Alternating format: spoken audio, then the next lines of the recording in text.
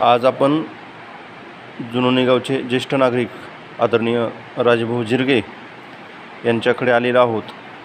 तर न्यायालयामध्ये एक प्रश्न आहे की शिवसेना आणि धनुष्यबाण हे चिन्ह खरं कोणाचं आहे।